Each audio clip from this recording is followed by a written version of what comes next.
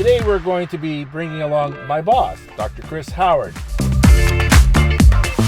Chris is COO of Arizona State University and one of our most esteemed leaders. Let's see what Chris is up to. All right, here we go. Hey, Chris, buckle up. Good to see you this morning. What kind of music you listen to? Well, I am a connoisseur of jazz, like my friend Lev Gonick here.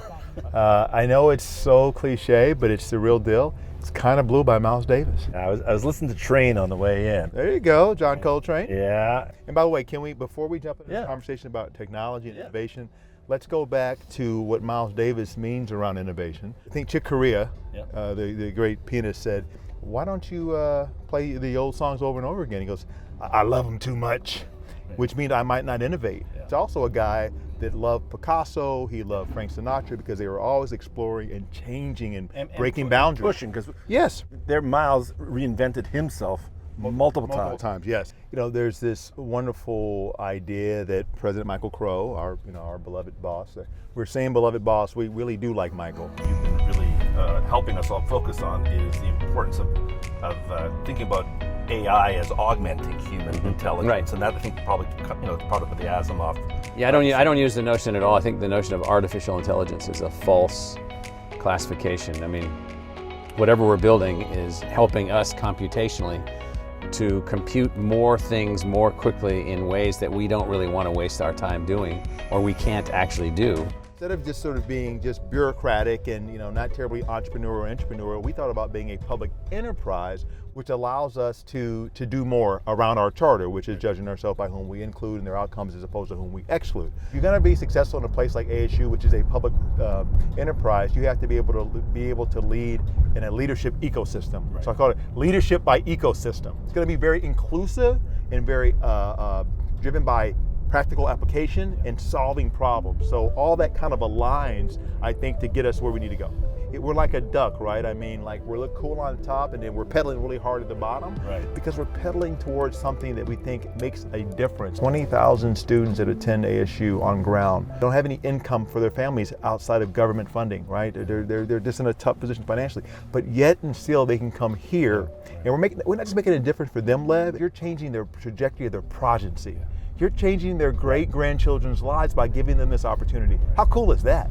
And I think you've shown some stats with the chatbots that we use, the percentage of people that are able to use that, get their answer, get off, and get to their studying and what have you. Yeah, as much as 35% of students and/or their families who are calling in for financial aid at this point interact with the bot, get their answers, which frees up the humans for more complex transactions. And there are plenty of those. There's plenty of those as well. Especially in this particular cycle of financial aid, as we know. Yes. One of the things you and I are very close to is Streamscape Learn. The idea that you can have immersive learning, so these 3D goggles, we could go into a different world and activate different parts of the brain to get better learning outcomes. That's the thesis. Right. The cool origin story, to put your Marvel or DC hat on, is when Michael met Walter. Right. And Walter Parks is Steven Spielberg's literally best friend. Right. And they met before COVID, and I guess evidently Steven and Walter had this technology called an alien zoo, where you go into this immersive world and you would kind of see these different animals interact with them.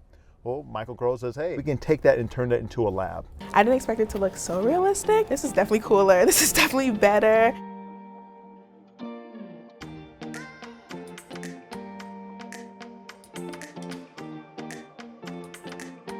Compared to in-person, VR experience is a lot more beneficial to learn from. It's more immersive. You get a lot more hands-on experience.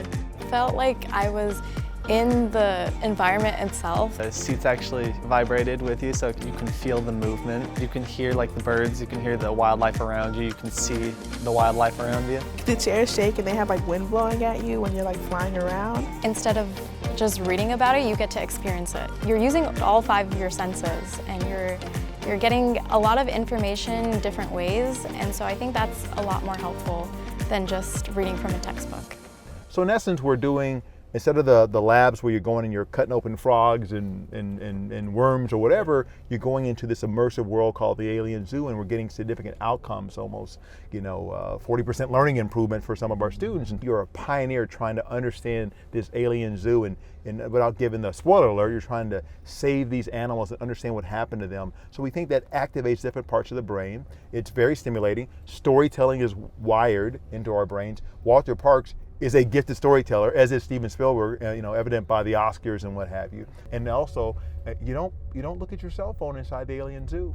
So you pay attention. Time on task. Right, exactly right. It's not to do away with the professor. No. You spend a ton of time, you spend more time outside the alien zoo talking about real world application than you do inside of it, but it's a great tool and a revolutionary mechanism that actually, makes STEM education more accessible. I think at ASU, part of our secret sauce is that the ethos of supporting students in an inclusive way and supporting their success almost in a magnetic kind of way has us moving towards them, yes. towards our students. It's also, we do say again, public enterprise. So we're acting as a public good in the public good. Right. We also have something called design aspirations, design principles. I jokingly said when I came here, I was like, where's the strategic plan? And we don't really do strategic plans at the enterprise level. We have strategic, aspirations, design aspirations. And the newest one is Principled innovation. Right. It's about advancing knowledge and